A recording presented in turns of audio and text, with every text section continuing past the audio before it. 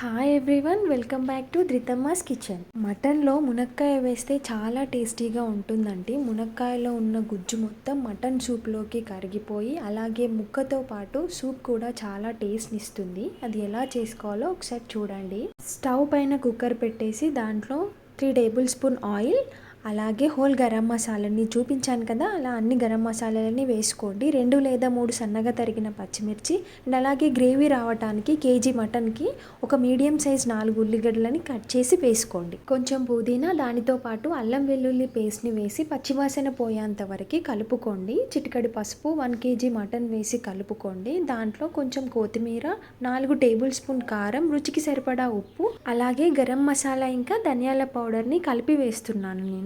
మొత్తం కలుపుకొని ఒక 5 మినిట్స్ మూత పెట్టి ఉడికించుకోండి. ఇలా కొంచెం ఫ్రై అయిన మటన్లో 2 మీడియం సైజ్ మునక్కాయలను తీసుకొని పొట్టు తీసి కట్ చేసి వేసుకోండి.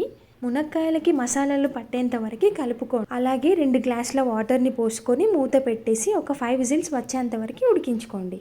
అంతే అండి, చాలా టేస్టీగా ఉంటుంది. నా రెసిపీ కనుక మీకు నచ్చితే ప్లీజ్ నా ఛానల్ని సబ్స్క్రైబ్ చేసుకోండి.